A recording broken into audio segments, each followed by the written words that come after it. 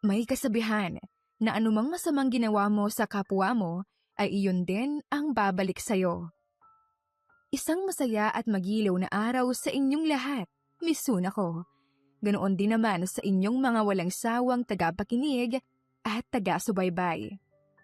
Sana po ay nasa maayos kayong kalagayan sa oras na mabasa ninyo ang liham kong ito.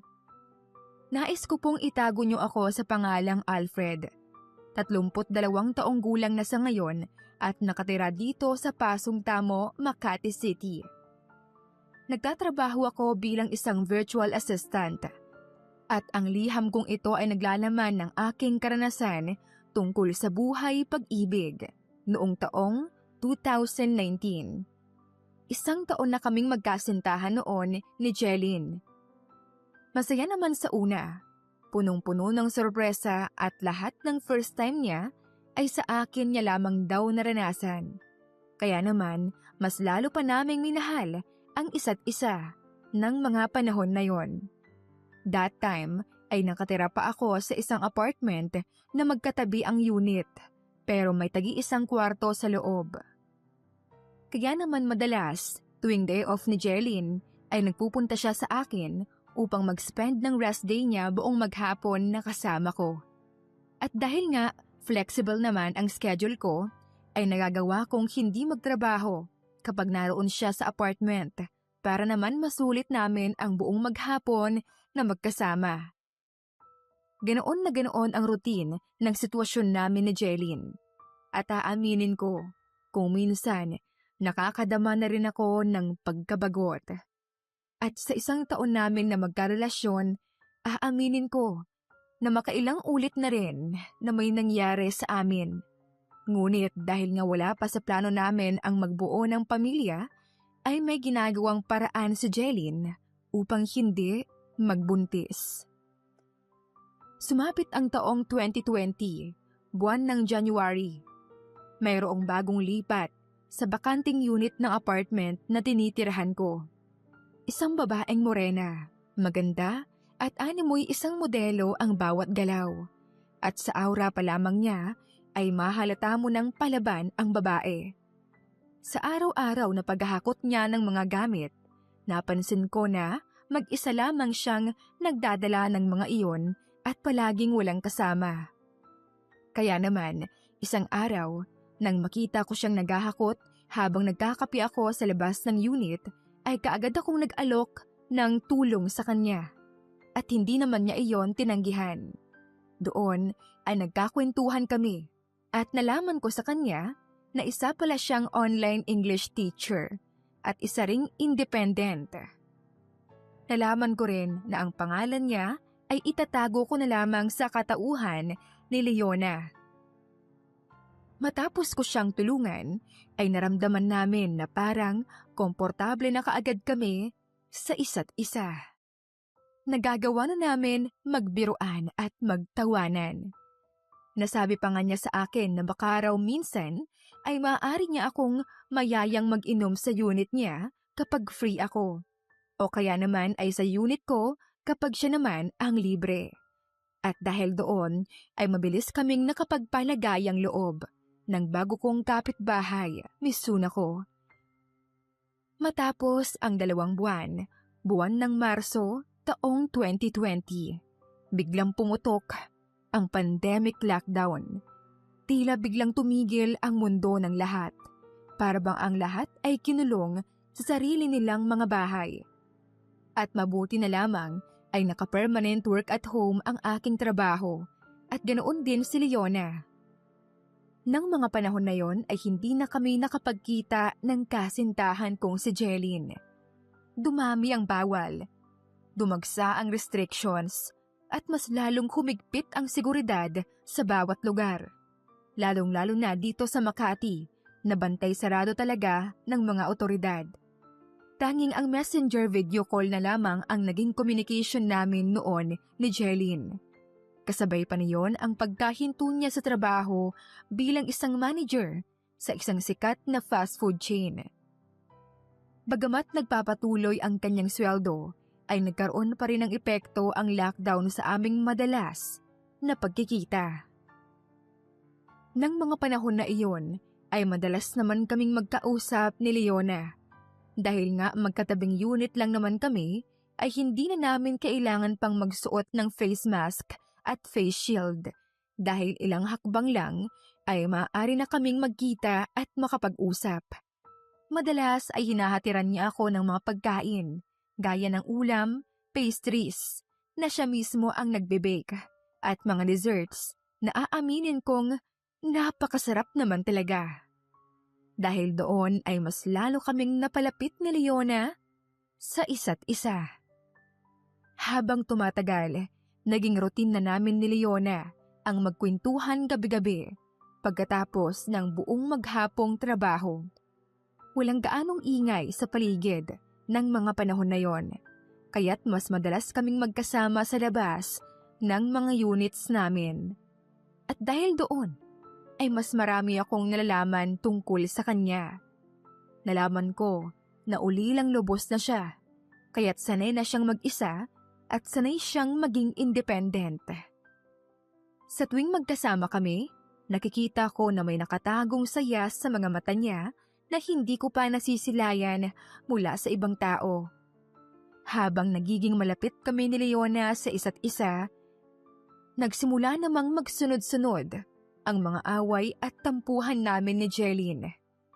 Aaminin ko na tuwing magkakakwentuhan kami ni Leona sa labas ng unit, madalas ay nakakaligtaan ko yung phone ko sa loob, kaya hindi ko nasasagot ang mga tawag ni Jeline sa Facebook Messenger o kahit sa phone calls pa. Ang madalas pa ay natutulog ako ng mas maaga kaysa dati. Wala namang masama sa mga ginagawa namin ni Leona.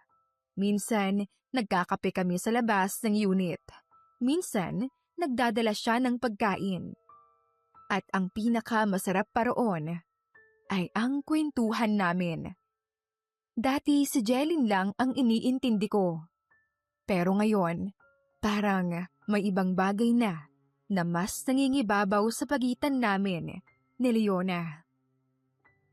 Ilang buwan pa ang lumipas. At halos araw-araw akong may missed calls mula kay Jeline. Nauunawaan ko naman na minsan ay napupuno na siya ng pagdududa at minsan nagsiselos na rin siya dahil nga nawawalan na ako ng panahon sa kanya. Sinusubukan niya rin naman na mag-adjust sa relasyon namin dahil nga lockdown, pero hindi na rin kami madalas magkitang dalawa. At sa mga pagkakataong iyon, mas lalo ko pang nararamdaman yung absence niya. At mas lalo ko ring natutuklasan kung paanong si Leona ay naging isang malaking bahagi ng pang-araw-araw kong buhay. Habang lumilipas ang mga araw, mas lumala pa ang problema namin ni Jeline. At hindi lang iyon mga simpleng away at tampuhan. Sa halip ay mayroon na ring mga akusasyon.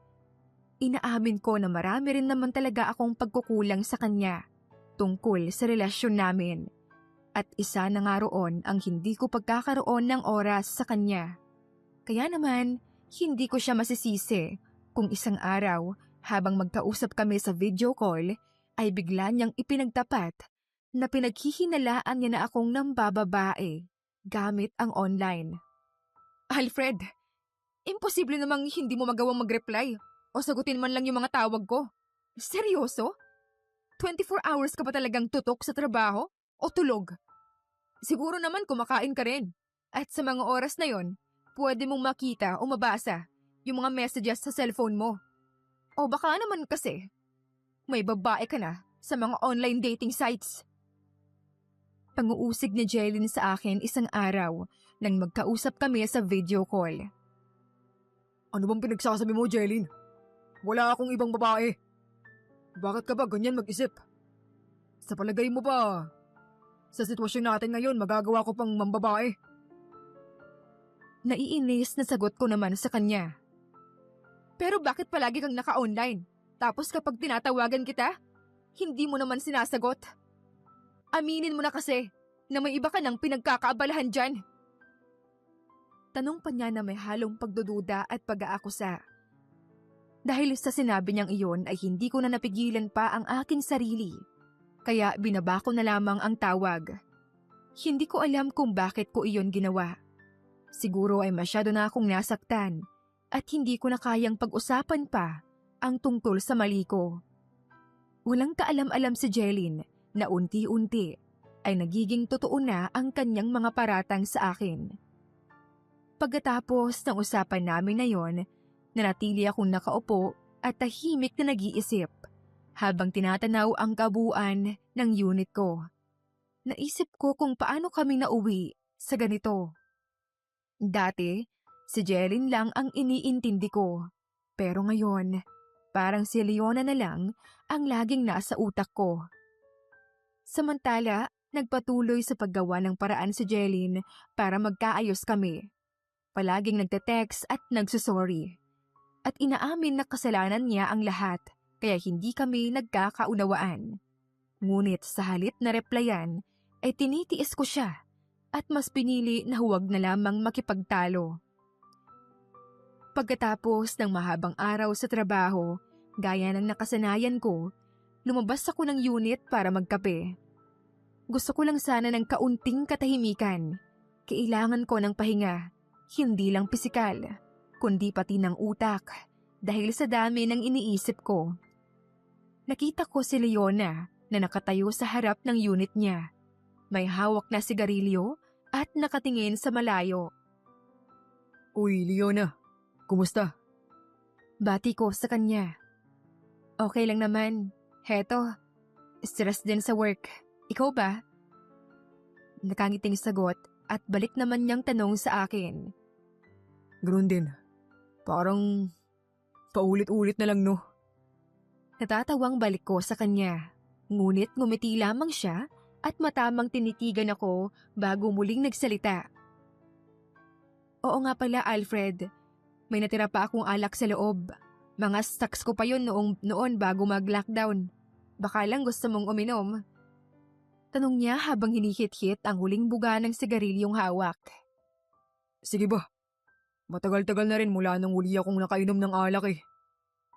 Walang pagdadalawang isip na kaagad kong sagot sa kanya. Nang sumapit ang oras na sinet namin para sa inuman, kumatok ako sa unit niya. Pagbukas niya ng pinto, naka-shorts lamang siya at maluwang na sando. Walang mali siya sa kilos niya, pero nakaramdam agad ako ng kakaiba sa tagpong iyon. Tahimik kaming nag-umpisang uminom. Sa una, palitan lang ng mga kwento, konting tawanan, hanggang sa napunta ang usapan kay Jelyn. Kamusta nga pala kayo ng girlfriend mo? Okay ba kayo?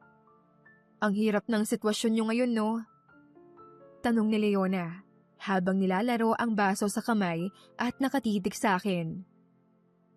Hindi na masyado. Parang di na nga namin kilala ang isa't isa. Ang daming problema nitong mga nakarang araw at linggo. Selos, pagdududa, ewan. Nakakapagod din pala. Tila nagsusumbong naman na sagot ko. Tumango lang siya bago ngumiti at nagsalita. Alam mo, mas okay minsan yung walang complications. Eh ikaw, kumusta naman kayo ng boyfriend mo? O mas tamang itanong kung may boyfriend ka na ba? Interesadong balik ko namang tanong sa kanya. Wala sa priority ko ngayon yan. Mabilis namang sagot niya at tila sigurado sa mga sinasabi. Matapos sabihin iyon ay tumayo siya, lumapit sa kinauupuan ko at marahang naupo sa tabi ko. Nilingon niya ako bago malambing na ngumiti. Kung gusto mong makalimot, tutulungan kita, Alfred. Bulong niya sa aking tenga. Hindi ko na nagawa pang magsalita pa. Dahil sa tama ng alak na ininom ko ay tila naging atrasado na ang aking dila. Dahan-dahan niyang idinantay ang ulo niya sa balikat ko, habang ang kamay niya ay humawak sa braso ko. Naramdaman ko ang paglapit ng mukha niya, at ilang saglit pa ay naglapat na ang aming mga labi. Gumanti ako ng halik, at sa gabing iyon, sa unit ni Leona, tuluyan na ngang may nangyari sa aming dalawa, Miss Sunako. Pagkatapos ng lahat, pareho kaming tahimik lang na nakahiga sa kama. Pagod pero masaya, habang ang katahimikan ay parang mas malakas pa sa anumang salita. Naroon ako, nakatitig sa kisame ng unit niya, habang nakayakap pa rin siya sa akin. Hindi ko inaasahan ang lahat ng nangyari, at ang mas hindi ko inaasahan ay si Leona. Akala ko, kilala ko na siya sa mga kwentuhan namin gabi-gabi, sa mga ngiti niya, sa mga tawa naming dalawa tuwing magkasabay kaming magkape. Pero sa gabing iyon, ibang Leona ang nakita ko. Halos mapapikit na lang ako habang iniisip kung ilang lalaki na nga ba kaya ang dumaan sa kanya. Pero sa kabilang banda, wala akong karapatang itanong iyon, sapagkat hindi ko siya pagmamay-ari. Hindi pa.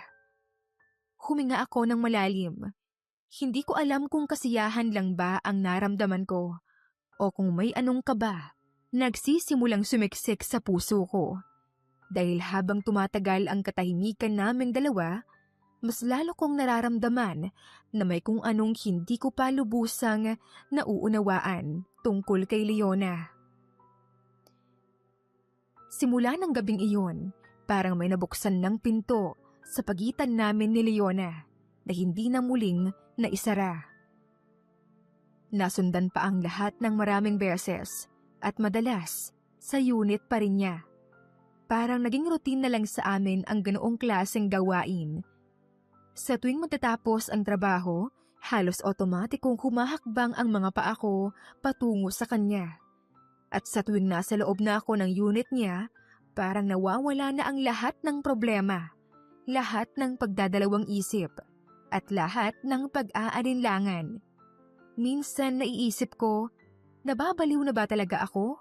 Kasi kahit na anong pilit kong ilayo ang isip ko, bumabalik at bumabalik ako sa kanya. Sa mga halik niya, sa mga titig niya na parang may tinatago pang lalim na hindi ko pa lubusang nauunawaan. At sa bawat gabi, sa paulit-ulit ng aming pagsasama, mas lalo akong nahuhulog. Mas lalo akong lumulubog sa damdamin ko para kay Leona, Miss Sunako. Oo, maraming beses nang may nangyari sa amin ni Jeline. Pero si Leona, ibang klase siya. At dahil doon, hindi ko na nagawang pigilan ang sarili ko at nagawa ko nang umamin sa kanya ang tunay kong nararamdaman. Isang araw habang magkausap kami, sinabi ko sa kanya na mahal ko na siya, na hindi ko na iyon kayang itanggi pa. At laking gulat ko nang ngumiti lamang siya na parang hindi man lang nabigla. Parang matagal na rin niyang hinihintay na marinig iyon mula sa akin. "Eh di tayo na." Walang anumang pag-aalinlangang tugon niya. Wala nang nangyaring ligawan pa. Wala na ring tanong-tanong. At gaya ng sinabi niya, walang komplikasyon. Basta kami na. At simula noon, mas lalo pang naging madalas ang aming paglalaro ng apoy. Mas naging mapusok. Mas naging malaya. Hanggang sa tuluyan ko nang nalimutan si Jeline. Parang hindi na siya bahagi ng buhay ko. Parang isang luma at kupas na larawan na unti-unti nang nabubura sa isipan ko. Sa panahon na yon, para bang naging normal na lang ang mundo naming dalawa. Wala kaming label na kailangang ipaliwanag sa iba. Basta kaming dalawa lang. Walang istorbo, walang kumukontra. Hanggang sa dumating ang araw na bahagyang lumuwag ang mga patakaran tungkol sa pandemya. Pinayagan na ang mga bisita sa limitadong oras.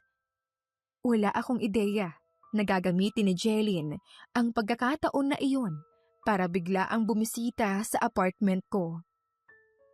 Araw iyon ng linggo. Maaliwalas ang hapon. Nasa loob ng unit ko si Leona. Magkatabi kami sa sofa. Umiinom ng juice at nagtatawanan habang pinapanood ang isang lumang pelikula. Wala akong ibang iniisip kundi ang kasalukuyan ang katahimikan at masayang sandali naming dalawa. Maya-maya ay may narinig akong 3 sunod-sunod na mahihinang katok. Akala ko nga i-delivery lang. Ngunit wala naman akong inaasahang order ng araw na yon. Kaya tumayo ako at naglakad papunta sa pinto. At walang pag-aalalang binuksan iyon.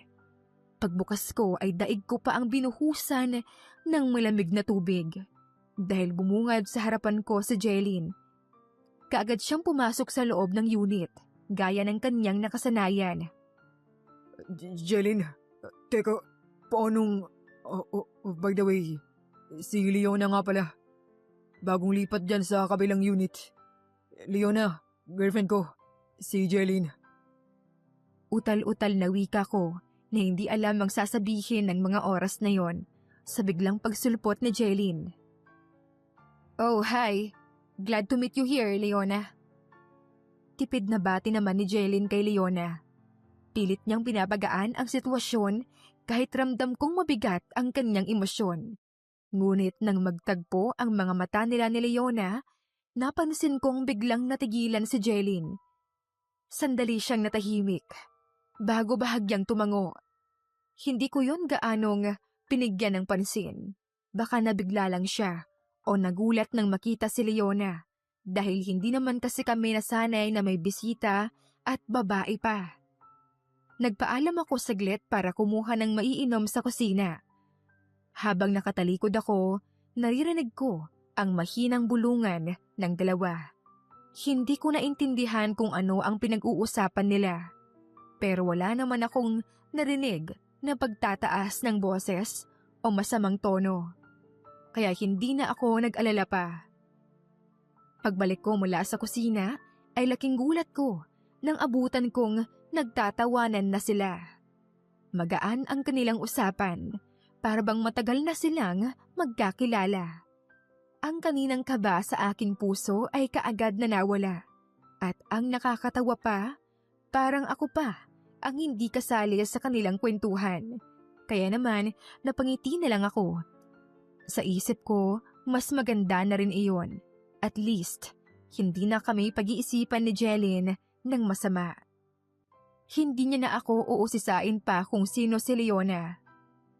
Ilang sandali pa, nagpaalam ako na maliligo muna.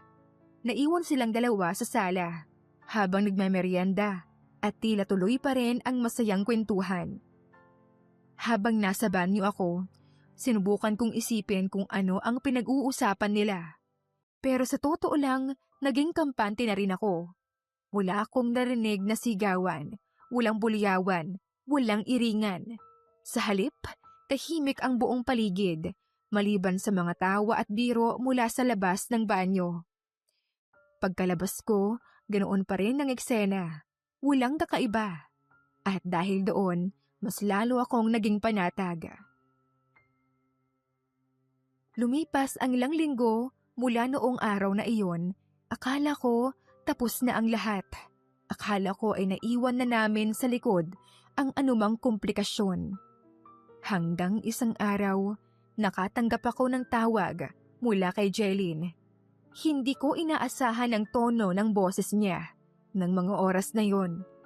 Tahimik, walang emosyon, straightforward, bagay na hindi naman natural sa kanya noon. Mataman akong nakinig habang nagsasalita siya mula sa kabilang linya. Alfred, makikipaghiwalay na ako sa'yo. Walang pag-aalinlangan na wika niya. Parang biglang tumigil ang mundo ko sa sinabi niyang iyon.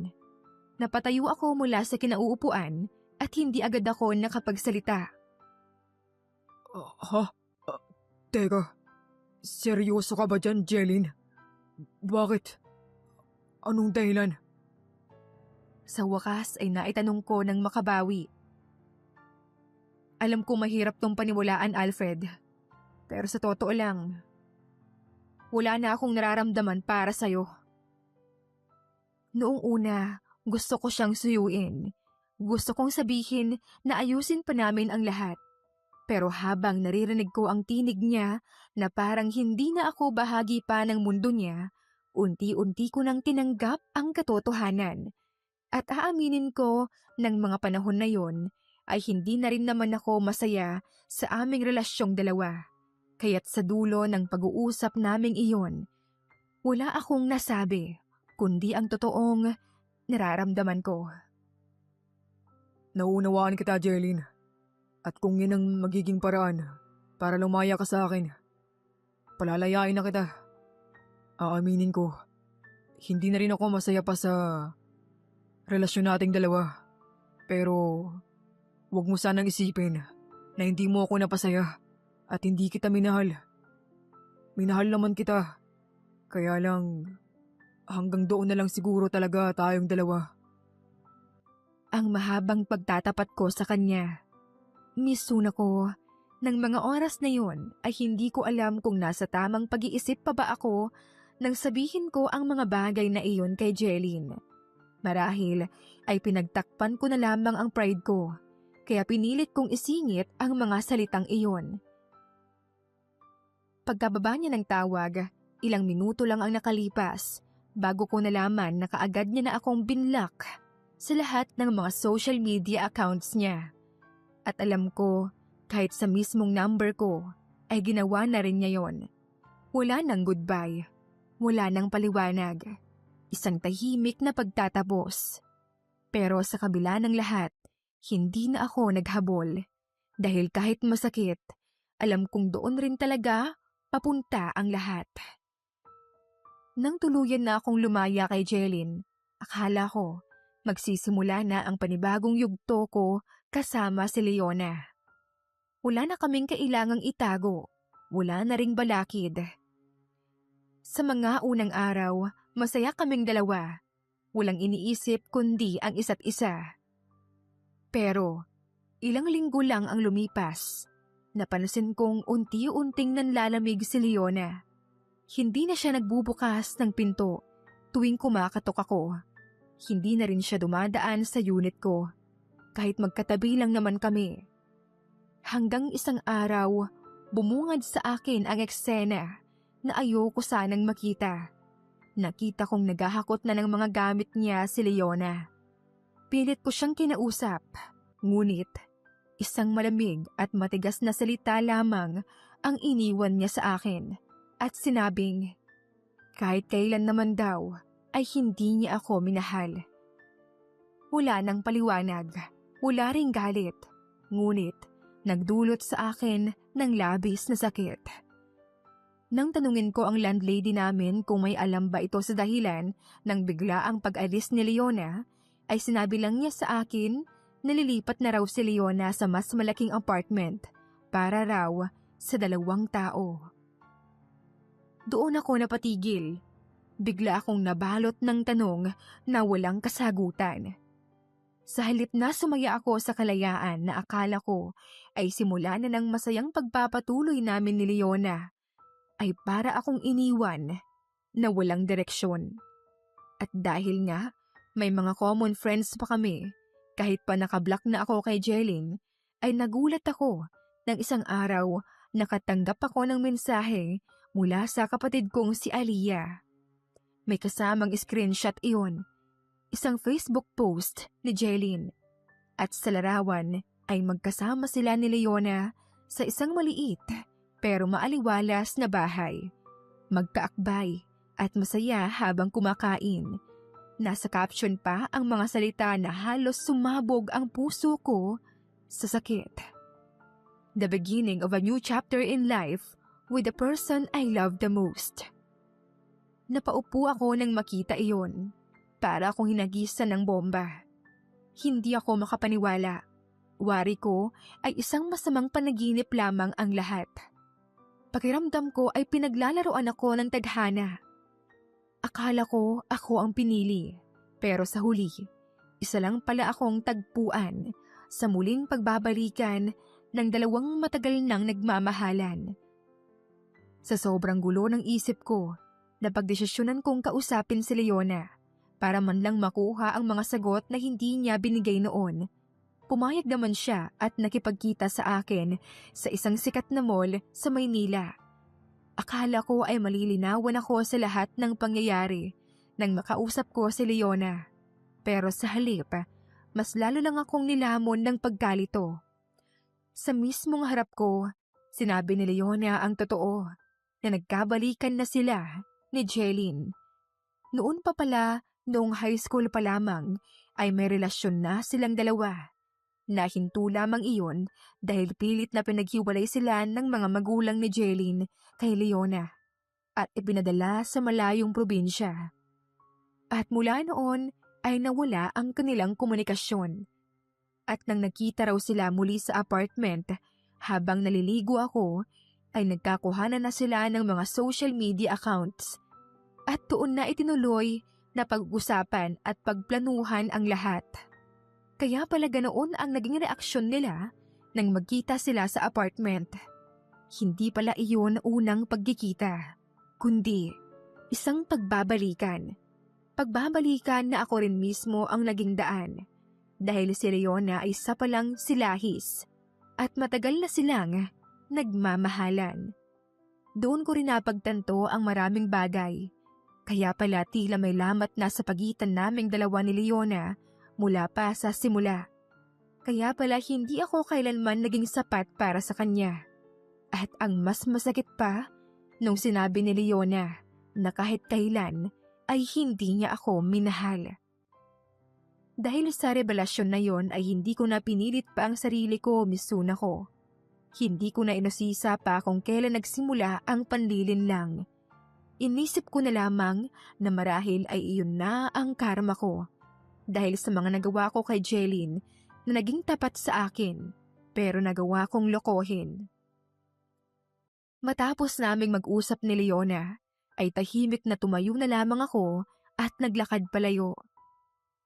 Sa ngayon, ay nananatili po akong single.